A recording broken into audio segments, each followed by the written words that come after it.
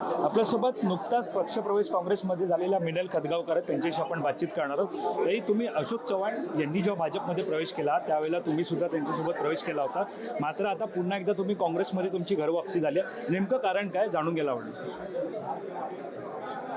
मला असं वाटतं जसं आता आदरणीय माजी खासदार भास्कररावजी पाटील खतगावकर साहेबांनी ही भूमिका स्पष्ट केली आणि आदरणीय प्रदेशाध्यक्ष नानाभाऊ पटोले साहेबांनी इथे सांगितलं की आम्ही तळागाळामध्ये सामान्य जनतेचे काम करणारे कार्यकर्ते आहोत। आम्ही फील्डवर काम करतो आणि जी परिस्थिती आम्हाला तिथे जाणवते, मी गेल्या 2019च्या विधानसभा निवडणुकीमध्ये सुद्धा भारतीय जनता पक्षाकडून उमेदवारी मागितली होती, पक्षाने ती उमेदवारी मला नाकारली।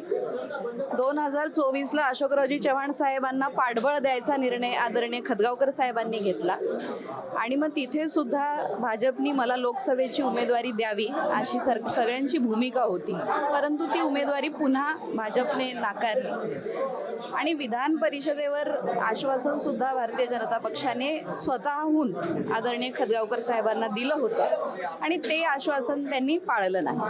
म्हणून ही विधानसभा 2024ची लढण्याचा निर्णय सर्व कार्यकर्त्यांनी घेतला आणि कार्यकर्त्यांचा आदरणीय खतगावकर साहेबांना आग्रह होता की 2024ची ही विधानसभा मिनलताईंनी लढवली पाहिजे, ती नायगावमधून लढवली पाहिजे आणि वेळ पडली तर अपक्ष आपण लढूया।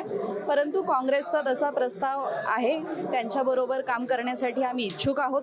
काँग्रेस पक्षाची विचारधारा आम्हाला मान्य आहे आणि तळागाळातल्या सामान्य माणसासाठी काँग्रेस पक्ष काम करतं, त्यांच्याबरोबर आम्हाला काम करण्याची संधी आज पुन्हा मिळाली याचा आनंदही आम्हाला। तुम्ही एकीकडे आनंद व्यक्त करत आहात, तुम्ही एकीकडे काँग्रेसची विचारधारा आम्हाला पटते असं सुद्धा म्हणत आहात, मात्र बोलताना तुमच्या बोलण्यामध्ये दुमत दिसतंय। एकीकडे जर काँग्रेसने आम्हाला संधी दिली तर नक्की आम्ही उमेदवारी नाही तर अपक्ष सुद्धा लढू, मात्र तेव्हाचं तेव्हा ठरवू, नेमकं मत काय असतं? मी मागच्या 2 महिन्यातल्या ज्या घडामोडी घडल्या त्याचा उल्लेख तुमच्या समोर केला आणि आज जसं दादांनी इथे सांगितलं की काँग्रेस पक्षामध्ये आज प्रवेश एकदा आमचा झाला आणि कुठलीही अट किंवा शर्त पुढे न ठेवता हा प्रवेश झालेला आहे, त्यामुळे आता काँग्रेस पक्षाचं काम करायचं आहे। उमेदवारी मिळेल कुठली मिळेल हा पुढचा विषय आहे, तो आजचा विषय। नायगाव मतदारसंघातून निवडणूक लढवण्याची तुमची इच्छा आहे? पक्षाने संधी दिली आणि पक्षाचा आदेश असला तर 100% आम्हाला निवडणूक लढवण्याची इच्छा आहे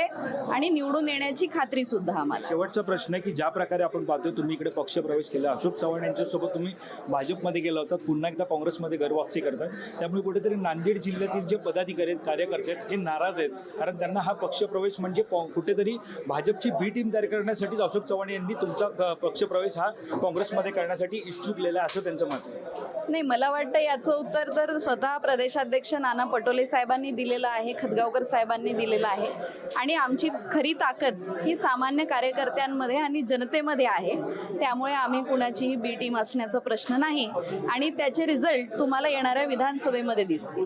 नक्कीच धन्यवाद तुम्ही आमच्याशी बातचीत केल्या संदर्भात। तर या होत्या मिनल खतगावकर ज्यांनी आता नुकताच काँग्रेसमध्ये घरवापसी केलेली आहे आणि ज्या प्रकारे आपण पाहतोय की नांदेडच्या नायगाव विधानसभा मतदारसंघातून त्यांनी निवडणूक लढवण्याची इच्छा व्यक्त केली होती।